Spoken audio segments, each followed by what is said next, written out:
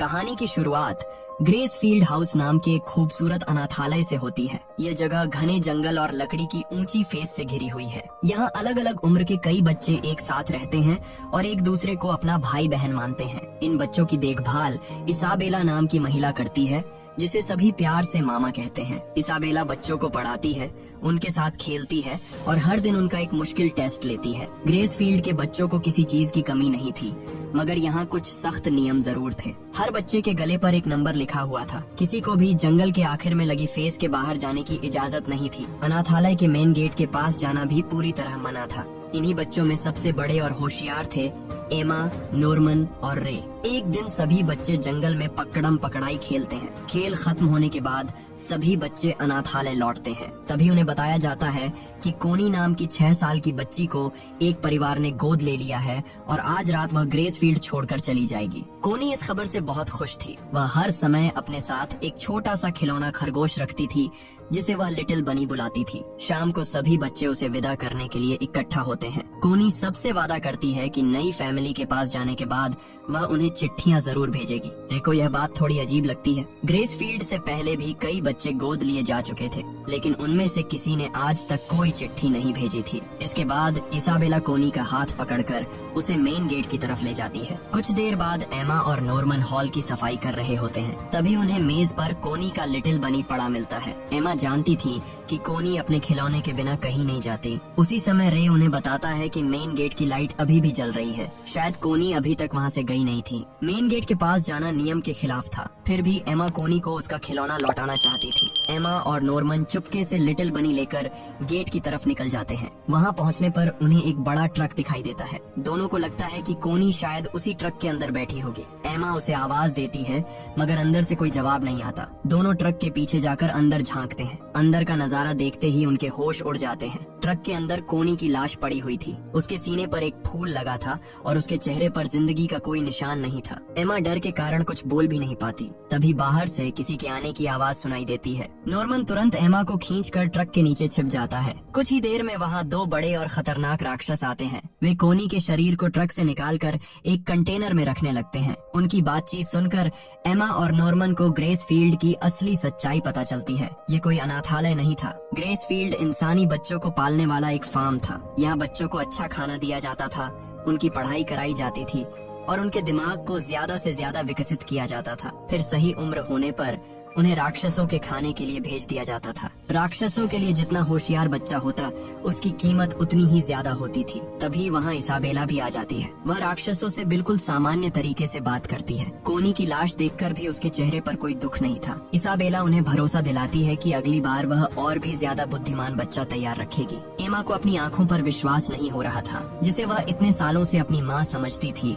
वही बच्चों को मौत के लिए तैयार कर रही थी। तभी एक राक्षस को आसपास किसी दूसरे इंसान की गंध महसूस होती है। जमीन पर पड़ा लिटिल बनी देखकर इसाबेला जान जाती है कि कोनी का खिलौना लेकर कोई बच्चा यहाँ आया था। इससे पहले कि वे ट्रक के नीचे देख पाते, एमा और नॉर्मन वहाँ से निकलकर जंगल की तरफ भाग जाते हैं। काफी दूर पहुँचने के बाद एमा जमीन पर बैठकर रोने लगती है। कोनी की लाश और राक्षसों के चेहरे उसकी आंखों के सामने घूम रहे थे। नॉर्मन उससे कहता है कि अब उन्हें जितनी जल्दी हो सके इस जगह से भागना होगा। एमा अकेले भागने के लिए तैयार नहीं होती। वह ग्रेसफील्ड के किसी भी बच्चे को राक्षसों का खाना बनने के लिए पीछे नहीं छोड़ सकती थी। वह सभी बच्चों को साथ लेकर निकलना चाहती थी। इतने सारे छोटे बच्चों के साथ भागना लगभग नामुमकिन था। फिर भी नॉर्मन उसका साथ देने का फैसला करता है। दोनों वापस अनाथालय लौटते हैं और इसाबेला के सामने बिल्कुल सामान्य रहने की कोशिश करते हैं। इसाबेला भी उनके चेहरों को ध्यान से देख रही थी। उसे पता था कि कोई बच्चा गेट तक आया था, मगर अभी वह उसकी पहचान नहीं कर पाई थी। अगले दिन एमा और नॉर्मन जंगल की जांच करने निकलते हैं।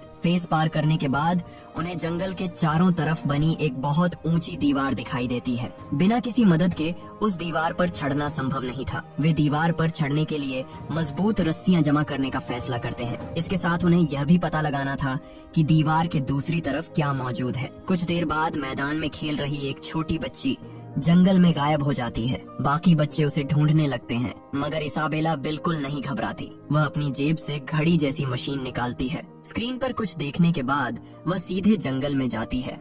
और थोड़ी देर में उस बच्ची को वापस ले आती है। एमा और नॉर्मन ये देखकर जान जाते हैं कि इसाबेला किसी मशीन की मदद से बच्चों की लोकेशन ट्रैक कर सकती है, इसलिए दीवार पार करने से पहले उन्हें उस ट्रैकिंग सिस्टम से बचने का तरीका भी खोजना था। दोनों अपने मिशन में रे को शामिल करते हैं। जब उसे कोनी और राक्षसों की सच्चाई बताई जाती है तो रे उनकी बात पर तुरंत विश्वास कर लेता है। वह भी भागने की योजना में उनकी मदद करने के लिए तैयार हो जाता है। अब तीनों चुपके से रस्सियां जमा करने, दीवार की जांच करने और बाहर निकलने का रास्ता खोजने लगते हैं। इसी दौरान ग्रेस फील्ड में एक नई महिला आती है जिसका नाम सिस्टर क्रोने था। उसके साथ कैरल नाम की एक छोटी बच्ची भी थी। इसाबेला बच्चों से कहती है कि अब उनकी देखभाल करने में क्रोने उसकी मदद करेगी। एमा, नॉर्मन और रे जानते थे कि इसाबेला ने उसे उनकी निगरानी के लिए बुलाया है। अब उन्हें एक की जगह 2 लोगों से अपनी योजना छिपानी थी। कैरल के आने के बाद एमा उसके शरीर को ध्यान से जांचती है। उसे कैरल के कान में एक बहुत छोटा ट्रांसमीटर दिखाई देता है। अब उन्हें ट्रैकिंग सिस्टम की सही जगह पता चल चुकी थी। उधर क्रोने भी एमा, नॉर्मन और रे की हरकतों पर नजर रख रही थी। उसे शक था कि कुछ बच्चे ग्रेस फील्ड की सच्चाई जान चुके हैं। एक दिन क्रोने सभी बच्चों के साथ जंगल में पकड़म पकड़ाई खेलती है। वह खेल के बहाने एमा और बाकी बच्चों को पकड़ने की पूरी कोशिश करती है। नॉर्मन दूर रहकर सभी की चालों पर नजर रखता है। एमा उसके इशारों के अनुसार छोटे बच्चों को अलग अलग रास्तों से सुरक्षित जगहों तक पहुंचाती है। बच्चे मिलकर कई बार क्रोने को चकमा दे देते हैं। इस खेल के बाद क्रोने को यकीन हो जाता है कि ये बच्चे एक टीम की तरह काम कर रहे हैं और मौका मिलते ही भागने की कोशिश करेंगे। दूसरी तरफ एमा, नॉर्मन और रे इसी खेल के बहाने बच्चों को दौड़ने, छिपने और एक दूसरे की मदद करने की आदत डाल रहे थे। कुछ दिनों बाद नॉर्मन को महसूस होता है कि उनकी योजनाओं की खबर इसाबेला तक बहुत जल्दी पहुंच रही है। बच्चों के बीच कोई उसका जासूस था। जासूस को पकड़ने के लिए नॉर्मन डॉन और गिल्डा को भी अपनी टीम में शामिल करता है। वह उन्हें कोनी की मौत और ग्रेस फील्ड की पूरी सच्चाई बता देता है। डॉन को पहले उनकी बात पर विश्वास नहीं होता। उसे लगता था कि इसाबेला कभी उनके साथ ऐसा नहीं कर सकती। एमा जब उसे बताती है कि कोनी अब इस दुनिया में नहीं है, तब डॉन और गिल्डा को उनकी बात माननी पड़ती है। इसके बाद नॉर्मन रस्सियां छिपाने के लिए हर व्यक्ति को अलग अलग जगह बताता है। अगले दिन एक खास जगह से रस्सियां गायब मिलती है। रे तुरंत डॉन और गिल्डा पर शक करता है, मगर नॉर्मन शांत खड़ा रहता है। जिस जगह से रस्सियां गायब हुई थीं, उसकी जानकारी नॉर्मन ने सिर्फ रे को दी थी। इसाबेला का जासूस रे था। कुछ देर चुप रहने के बाद रे सच्चाई स्वीकार कर लेता है। वह काफी समय से इसाबेला को दूसरे बच्चों की जानकारी दे रहा था। इसके बदले इसाबेला उसे किताबें, कैमरे, मशीनों के हिस्से और दूसरी चीजें देती थी। रे उन्हीं चीजों को इकट्ठा करके भागने की तैयारी कर रहा था। उसे ग्रेस फील्ड की सच्चाई काफी पहले से पता थी। वह जानता था कि अकेले यहाँ से निकलना नामुमकिन है, इसलिए वह एमा और नॉर्मन के सच जानने का इंतजार कर रहा था। कोनी के जाने वाली रात भी उसी ने जानबूझकर एमा और नॉर्मन को मेन गेट की लाइट के बारे में बताया था। वह चाहता था कि दोनों अपनी आंखों से फार्म की सच्चाई देखें और यहाँ से निकलने की योजना बनाएं। एमा को रे पर बहुत गुस्सा आता है, मगर नॉर्मन उसे टीम से बाहर नहीं करता। अब रे बाहर से इसाबेला का जासूस बना रहेगा, लेकिन असल में उसकी हर जानकारी नॉर्मन तक पहुंचेगी।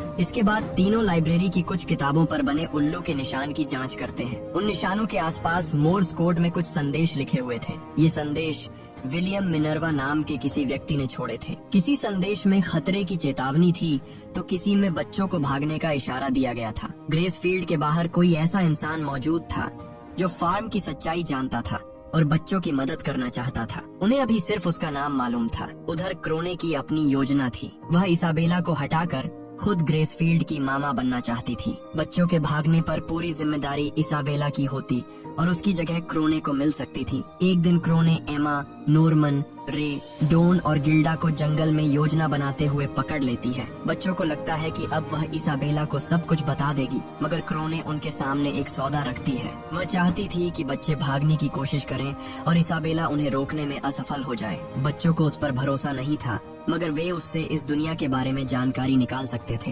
क्रोने बताती है कि बहुत समय पहले इंसानों और राक्षसों के बीच एक समझौता हुआ था। इसके बाद दोनों की दुनिया अलग कर दी गई। राक्षसों को इंसानी मांस की सप्लाई देने के लिए ग्रेस फील्ड जैसे फार्म बनाए गए, जहां बच्चों को जन्म से ही पाला जाता था। फार्म से बाहर भी राक्षसों की दुनिया थी। इंसानों तक पहुंचने के लिए उन्हें सिर्फ दीवार नहीं, बल्कि पूरी राक्षसी दुनिया को पार करना था। क्रोने बच्चों से उनके ट्रांसमीटर को रोकने का तरीका जानना चाहती थी। मगर वे उसके सामने अपना राज नहीं खोलते। इसाबेला पहले ही क्रोने की चाल समझ चुकी थी। एक दिन वह क्रोने को हेडक्वार्टर से आया एक पत्र देती है। उसमें लिखा था कि उसे दूसरे फार्म में मामा की पोस्ट दी जा रही है और उसे तुरंत ग्रेसफील्ड छोड़ना होगा। क्रोने जानती थी कि यह प्रमोशन नहीं है, उसे रास्ते से हटाया जा रहा था। जाने से पहले क्रोने विलियम मिनर्वा का एक खास पेन बच्चों के लिए छोड़ देती है। मेन गेट के अंदर उसकी मुलाकात ग्रैंडमा से होती है। क्रोने उसे बताने की कोशिश करती है कि बच्चे भागने वाले हैं और इसाबेला उनकी योजना छिपा रही है।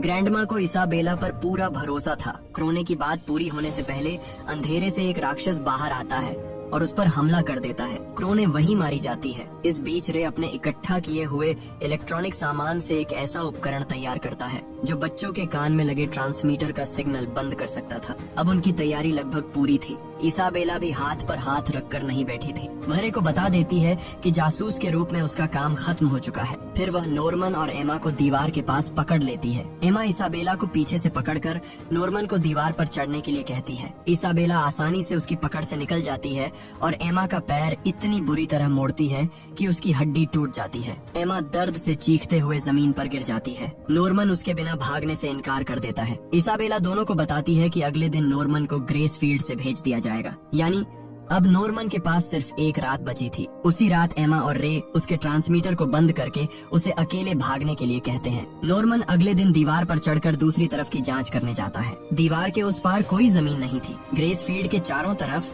एक बहुत गहरी और चौड़ी खाई बनी हुई थी। खाई को पार करने का सामान्य रास्ता मेन गेट के पास बने पुल से जाता था, जहां हर समय पहरा रहता था। नॉर्मन दीवार के ऊपर काफी देर तक रास्ते की जांच करता है। इसके बाद वह भागने के बजाय वापस अनाथालय लौट आता है। एमा और रे उसे देखकर हैरान रह जाते हैं।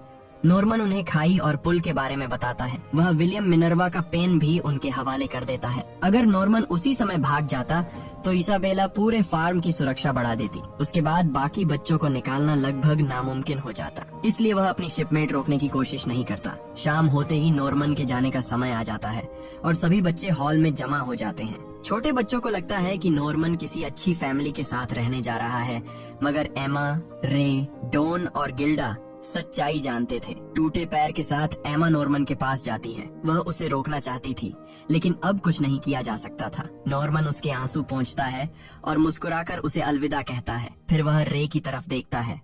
दोनों बिना कुछ बोले एक दूसरे को विदा करते हैं। इसाबेला नॉर्मन को लेकर मेन गेट के अंदर चली जाती है। गेट के अंदर नॉर्मन के सामने कोई राक्षस नहीं आता। वहाँ पीटर रेट्री नाम का एक इंसान उसका इंतजार कर रहा था। पीटर को नॉर्मन की बुद्धिमानी और उसकी पूरी योजना के बारे में जानकारी थी। नॉर्मन को यहाँ तुरंत मारने के लिए नहीं लाया गया था। पीटर उसे अपने साथ लेकर चला जाता है। एमा और रे को इस बात का पता नहीं था। उन्हें लगता है कि उनका सबसे अच्छा दोस्त हमेशा के लिए जा चुका है। नॉर्मन के जाने के बाद दोनों का व्यवहार पूरी तरह बदल जाता है। एमा अपने कमरे में चुपचाप पड़ी रहती है। रे भी किसी से ज्यादा बात नहीं करता। इसाबेला को लगता है कि नॉर्मन के जाने के बाद उनका हौसला टूट चुका है। एक दिन वह एमा को भविष्य में मामा बनने का प्रस्ताव देती है। मामा बनने पर एमा की जान बच सकती थी, मगर इसके बदले उसे भी दूसरे बच्चों को राक्षसों के लिए तैयार करना पड़ता। एमा उसके सामने कोई जवाब नहीं देती। धीरे धीरे कई दिन बीत जाते हैं। अब रे की शिपमेट का समय भी करीब आ चुका था। अपनी आखिरी रात वह डाइनिंग हॉल में तेल के कई डिब्बे लेकर बैठा होता है। एमा वहाँ पहुँचती है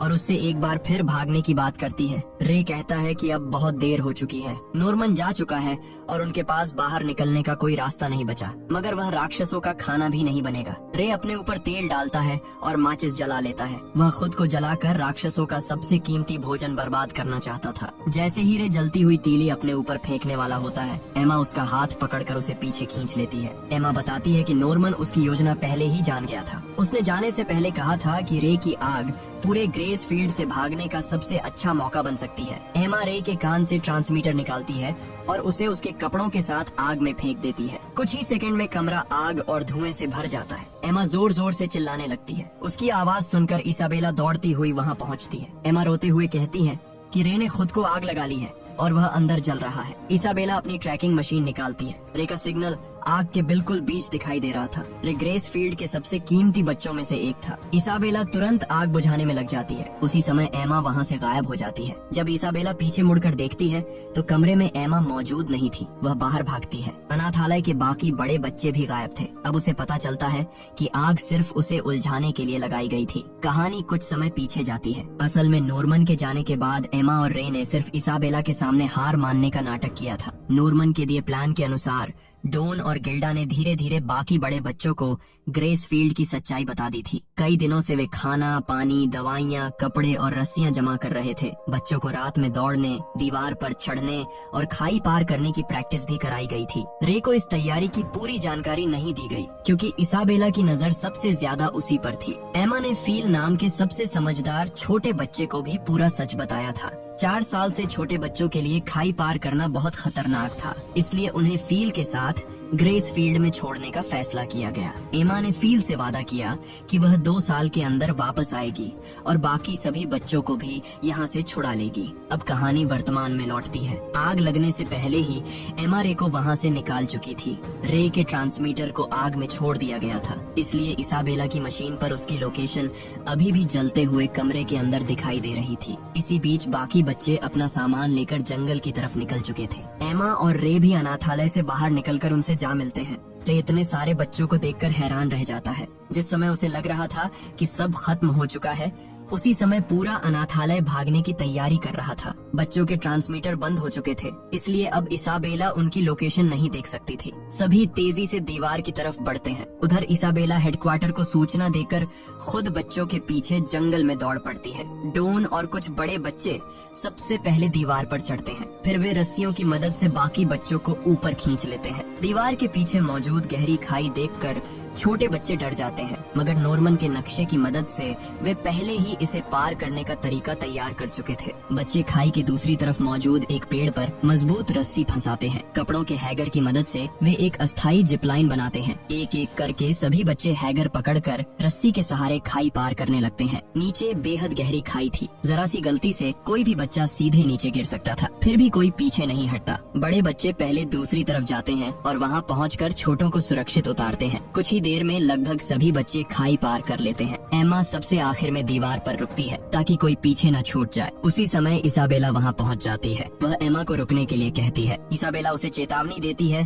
कि फार्म के बाहर की दुनिया राक्षसों से भरी हुई है और बच्चे वहाँ ज्यादा समय तक जिंदा नहीं रह पाएंगे। एमा एक पल के लिए उसकी तरफ देखती है। अब उसके चेहरे पर इसाबेला का कोई डर नहीं था। वह सिर्फ इतना कहती है, अलविदा मामा। इसके बाद एमा रस्सी पकड़कर खाई के ऊपर छलांग लगा देती है। इसाबेला उसे रोक नहीं पाती। दूसरी तरफ पहुंचते ही डॉन रस्सी काट देता है। अब इसाबेला के पास बच्चों तक पहुंचने का कोई रास्ता नहीं था। वह अकेली दीवार पर खड़ी सभी बच्चों को दूर जाते हुए देखती रहती है। तभी उसे अपना बचपन याद आता है। इसाबेला भी कभी ग्रेस फील्ड में रहने वाली एक बच्ची थी। उसने भी इस फार्म से भागने का सपना देखा था। जब वह दीवार पर पहुंची और दूसरी तरफ खाई देखी तो उसने भागने की उम्मीद छोड़ दी। जिंदा रहने के लिए उसने मामा बनने का रास्ता चुना। एमा और बाकी बच्चों ने आज वह काम कर दिखाया था जो इसाबेला कभी नहीं कर पाई। इसाबेला के चेहरे पर हल्की सी मुस्कान आती है और वह बच्चों को दूर जाते हुए देखती रहती है, मगर बच्चों को भागने देने की कीमत उसे चुकानी पड़ती है। इसके बाद इसाबेला हेडक्वार्टर में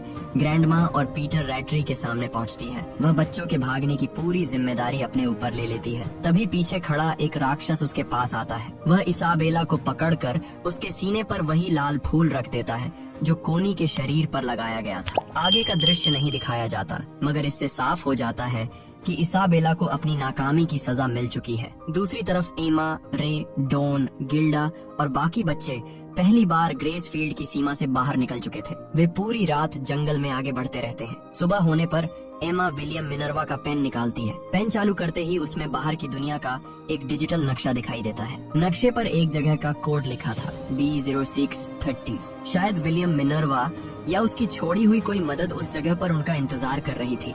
एमा नक्शे पर दिखाई दे रहे B0630 के रास्ते को देखती है और बाकी बच्चों के साथ जंगल में आगे बढ़ जाती है। इसी के साथ फिल्म की कहानी खत्म हो जाती है। कहानी पसंद आई तो वीडियो को लाइक करें और हमारे साथ हमेशा ऐसे ही जुड़े रहने की